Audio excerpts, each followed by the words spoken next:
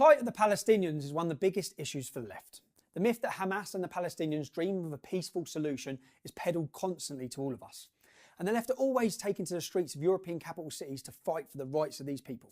Which is interesting, because if they really want to fight for the rights of genuinely innocent people who are being oppressed, they should be supporting Balochistan like me.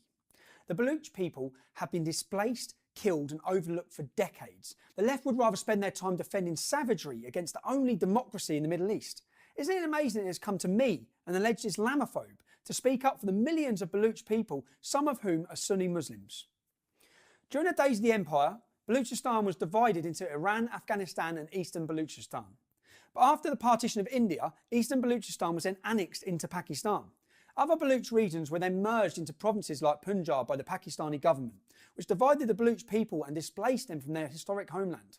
50% of Baloch now live in Balochistan and 40% live in Sindh. Balochistan makes up 44% of the total landmass of Pakistan. It's also used for its strategic location with its coastline connecting Central Asia and the Middle East. This combined with the fact that Balochistan is rich in gas, coal and gold, it's easy to see why Pakistan continues to ignore and exploit the native people of that land. But it doesn't matter how resource-rich Balochistan is, Pakistan has zero intention of allowing the Balochi people to benefit from the wealth that they produce. That's why there's been 5 major military conflicts between Pakistan and Balochistan since 1947. With the most recent occurring after the assassination of the Baloch nationalist leader Nawab Bukti in 2006. Bukti was killed along with 37 tribals during a military operation. This is what happens when anyone tries to stand up to the Pakistani government. And the West seems silent about it, complete silence. It's a struggle that has existed since the birth of Pakistan. And Bukti spent many years behind bars because of his activism. And with this kind of brutality, these people have endured over years and years. It's not surprised that he dedicated his life to protecting his own people.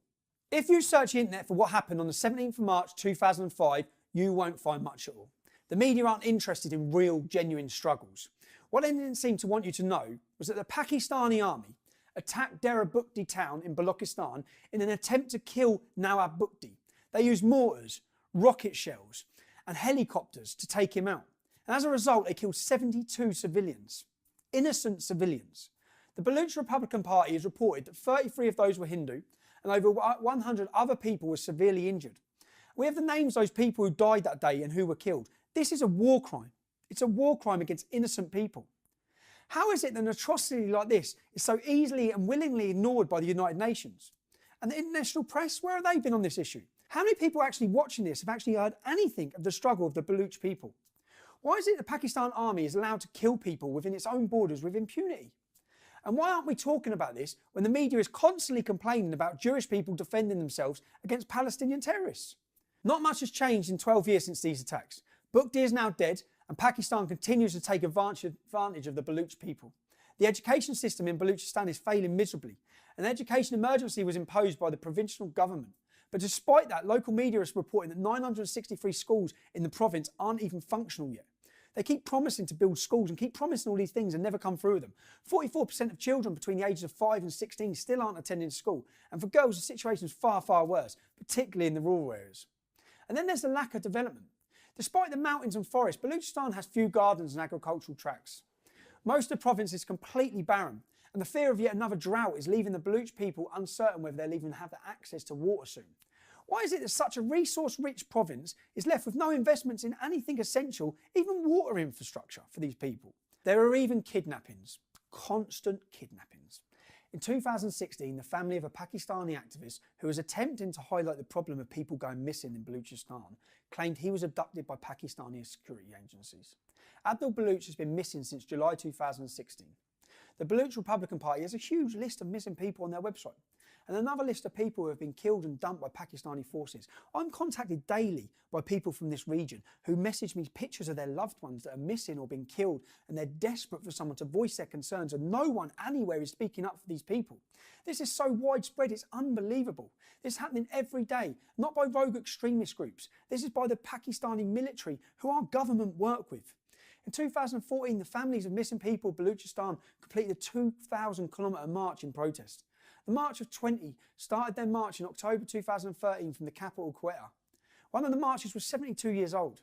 It's how far they will go to raise awareness for their abducted family members, but the international community still does not care. Human Rights Watch believes that of the people abducted, 300 have been killed and dumped between 2011 and 2014.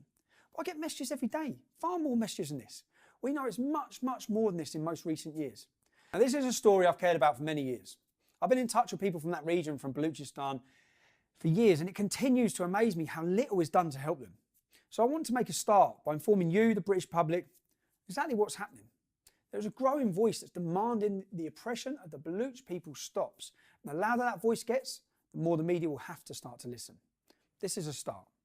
Once people understand the plight of the Baloch people, it will be a dark stain on anyone who claims to defend human rights and liberty. These people have ignored the Baloch, but I won't. I hope you take the time to research the crimes committed against the Baloch people by the Pakistani military. Look at the kidnapping stories. Look at the brutality of the military and the exploitation of these poor people. Keep an eye out for more news on this in the coming weeks. I promise you there will be more. And I'm not going to keep quiet about it, neither should you. The voice and the scream for freedom of the Balochi people will grow and grow.